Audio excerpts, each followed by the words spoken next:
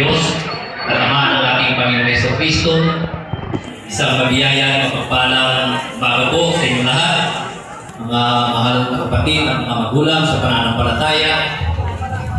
Lalong higit sa luguyang nagpapasalamat sa ika-limang dekada at isang taong anibersaryo Sentro Ratang Bayon Biye. Siguro po ito na yung taon talaga na kanilang pagkapundasyon, na isunod na po ang taon ng kanilang kung kailan itatag talaga ang Ratang Bayon Biye.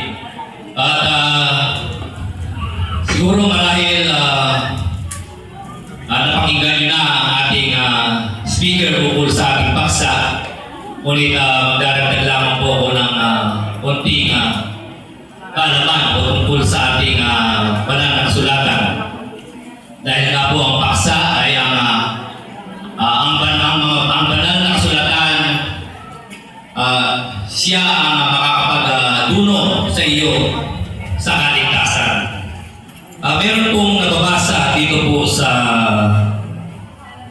talatang 1 o kabanata 1 sa talatang 8 ng Josue. Sabi niya po rito, ang aklat na ito, ang kautusan, ay huwag maihiwalay sa inyong didig, kundi inyong pagkulay-kulayan araw at gabi, upang inyong masunod na gawin ang ayon sa lahat ng nasusulat dito, sapagkat kung magkagayoy, inyong magiging hawain ang inyong lakad, at kung magkagayoy, magtatamo ka ng mabuting kawakasan.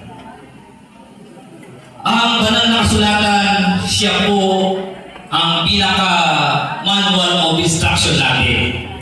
Kumbaga sa appliances, halimbawa natin sa isang television, meron pong nakapaloob na manual of instruction doon.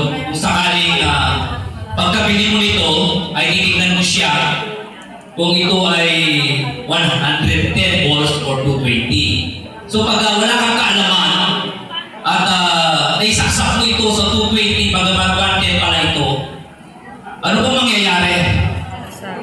Masisira, di po ba? Sasabog, so ma-overvoltage siya.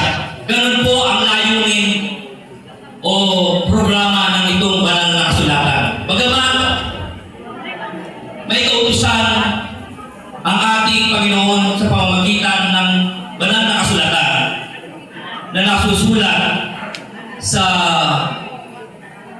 kabanata 12 ng talatang 13 ng Ecclesiastes. Ganito po ang kanyang sinasabi.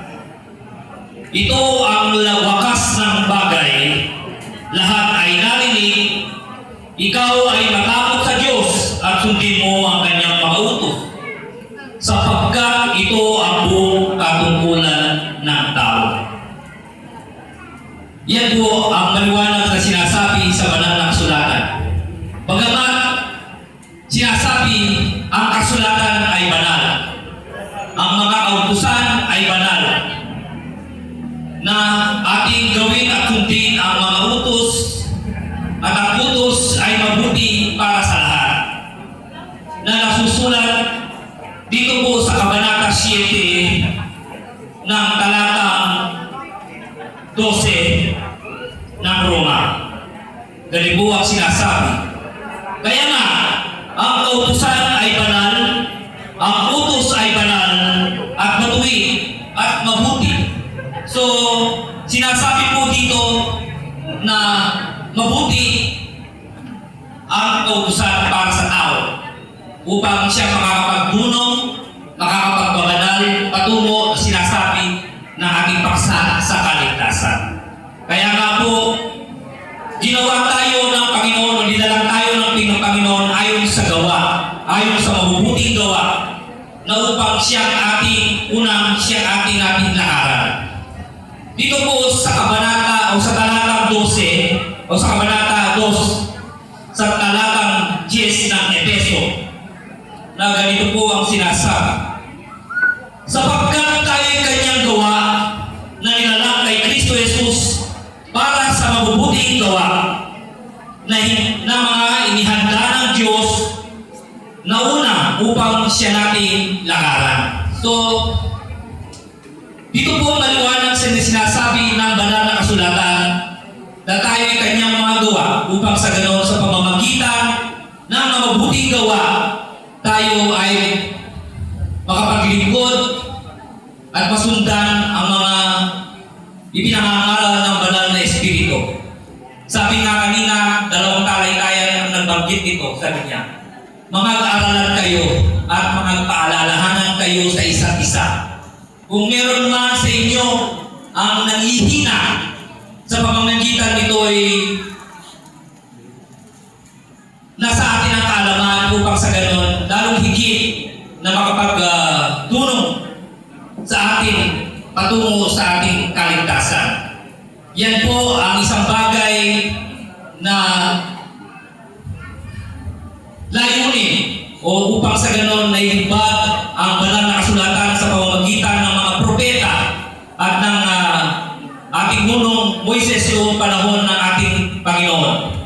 Kaya nga po, inihiling ko ang bawat isa na lalong pagbulay-bulayan na hindi lamang sa ating panahon ngayon, lalo na sa ating social media, kundi pa naman lalong higit bigyan natin ang halaga ang pagbabasa ng Biblia kapag mayroon tayong pagkakataon.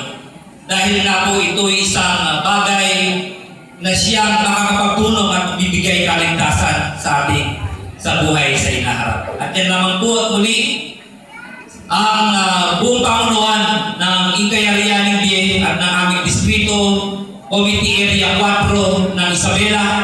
Kami po ay bumabati ng isang masayang ika-51st anniversary Sentro Katangaming Bayan Day. Maraming salamat at mapagpalang po sa